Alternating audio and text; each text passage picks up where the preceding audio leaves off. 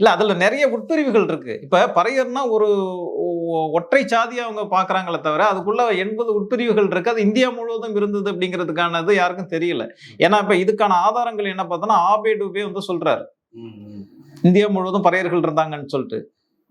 அப்ப இந்தியா முழுக்க தமிழ் தான் பேசி இருந்திருப்பாங்க. ஆமா, தமிழ் தான். தமிழ் தானே. இல்ல இப்ப நான் கேட்கிறேன், புத்தர் கால, அதாவது புத்தருடைய பூர்வீகத்தை நீங்க தோண்டி எடுத்து கண்டுபிடிச்சு அது தமிழ் தான், மூலம் தான், தமிழ் மொழி தான் நீங்க பேசுறீங்க.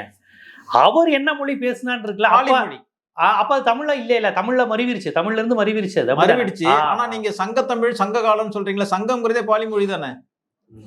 சங்கம்ங்கிற வார்த்தை தமிழ்ல கிடையாது. சங்கம்ங்கிறதே பாலி மொழி தானே. சங்கம், சரணம், கச்சாமிங்கிறது பாலி மொழியில இருந்து வந்தது தானே. இப்ப பாலி மொழியை தமிழ் ஏத்துக்கிட்டு இருக்குல்ல. சங்கம்ங்கிற வார்த்தையே வந்து தமிழ்ல வந்து கிடையவே கிடையாது.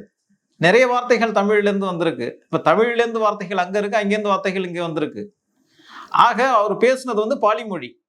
பாலி மொழிங்கிறது வந்து ஒரு காலத்துல வந்து பிராகிருத மொழி குடும்பத்தை சேர்ந்தது. பிராகிருதம்ங்கிறது வட திராவிட மொழி. இப்ப எல்லாத்தினுடைய ஆரிஜின் தமிழ். அதுல வந்து முழுமையா வந்து தமிழ் இல்லாம இருக்கலாமே தவிர, தமிழ் இல்லாம வந்து பாலி மொழி இல்லை. வெறும் சமஸ்கிருதம் மட்டும் சொன்னா அது வேற ஒரு மொழியா இருந்திருக்கும். ஆனா புத்தர் தமிழ் பேசல. தமிழ் பேசல. ஆனா அவர் தமிழர் தான். அதான் பாலி மொழி பேசக்கூடியவர். பாலி மொழி அதை கலந்ததுக்கு பிறகுதானே அவருடைய காலம் வருது.